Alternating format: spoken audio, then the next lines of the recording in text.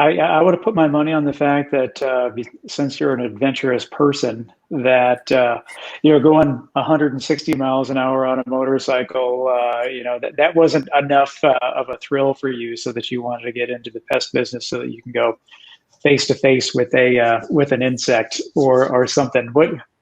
What's the craziest thing that you've come eye to eye with to during your time in this industry? Ironically, the craziest thing was my first in the field job. My day one in the field working for this brand new company. They took us on a really bad roach infestation, and I'm going to be dating my age. I'm going to be dating my age right now. This was before cell phones had cameras on it. This is when cell phones were like this big. Zack Morse. So, yeah, exactly. So we pull up to this apartment complex, and the roaches were meeting us at the sidewalk, literally. Thousands of roaches were meeting us at the sidewalk. We walked into the building. Now, we had full PPE on. We had a full Tyvek suit. We had full respirator, gloves. And we go inside this unit, and there are literally hundreds of thousands of roaches. You could not tell what color the carpet was. You couldn't tell what color the walls were. That's how many roaches that were there. There were roaches on the ceiling that covered the ceiling. And when they couldn't hold on, they fell. And it sounded like it was raining in the apartment because there were so many roaches falling from that floor. And what tugged at my heartstrings was the two residents. One was an elderly woman in her 90s. And she was taking care of an elderly son who had mental disabilities, and her son was in his late 60s. And the son was sitting on the sofa eating a bowl of cereal, and he was covered in roaches. Roaches was on the spoon as he was feeding himself. I started to panic. I started to hyperventilate. I could no longer be in there. There were just so many roaches, and I just felt overwhelmed. But I had to maintain my manhood. So I told my boss that I left something in the truck and I was going to go back to the truck to get it. And 20 minutes later, when I didn't return, my boss came back out to the truck and he said, "Hey, Dennis, we need you inside. What's going on?" And I said, "I have to be honest with you." I said, "I'm having a panic attack. There's no way I can go back in there." And he said, "Dennis, listen, we did an assessment on you, and this is your calling. This is where you need to be. And I think you'll be an excellent technician." And he says, "Listen, man up and, get yourself back in there. And I guarantee you'll never in your lifetime, you'll never come across anything that will beat this bad." And I listened to him. I went back in there. We treated it. We went back weeks later. And to go back inside of that home and to see that elderly woman and to see that her elderly son living without roaches and just see them happy and having a peace of mind. I said that I would never leave pest control because the feeling that I had that day was just inexplicable. I'm not normally one to not say anything as like a response. Like that's not me. You guys both know me. Like I usually have a response, but like I'm just sitting here and I've heard this story before, and I guess it always boggles my mind. It's just like, to think, what does thousands of roaches look like leading into this place? What does hundreds of thousands of roaches look like? What does bugs from the ceiling look like?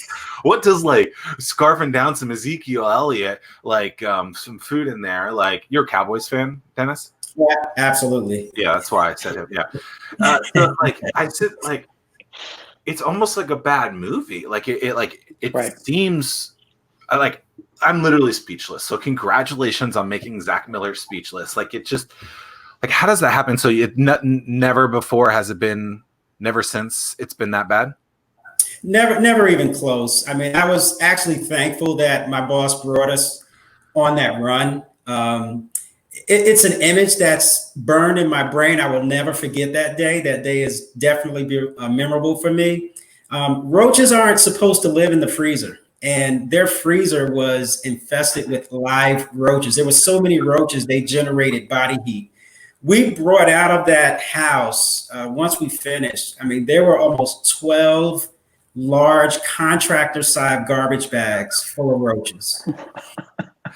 So I wanted us all to be on the screen so people could see the reaction because I was like, "This is ridiculous!" Like, I mean, what?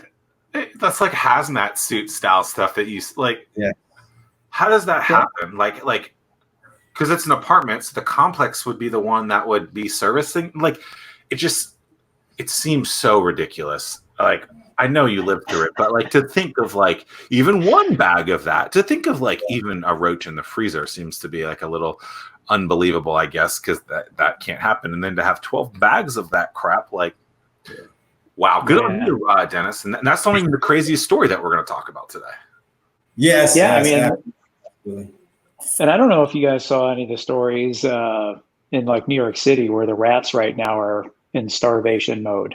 Aren't they normally like that big too? Yeah, and they're now on the hunt for food because people are all quarantined. And I don't know. You have any expertise or advice on that, Dennis, that we need to be aware of? Feed the rats. I've actually been following that New York story for quite a while. They've had a rat issue long before COVID. Yeah. And, the mayor's trying to figure things out. They've brought in different organizations to try to help with rats. I know there's one company that they did contract, and they're having a lot of success with rats out at least in the Manhattan area. They're setting up these rat bait stations similar to trash cans, the metal trash cans that are locked inside of an area. And these sanitation guys, they unlock the metal cage and they take the trash can out. This company has something similar in New York City where they have these metal cages with rat trap boxes inside. And they're sending their technicians out weekly just to unlock the box and, take out dead rats. And they're having a lot of success, but I think their success has been thwarted with COVID. Like you said, Tim, people are quarantined, and so the food source is diminished, and that's sending the rat population scurrying for food. Ooh. This is so fun. This is exciting.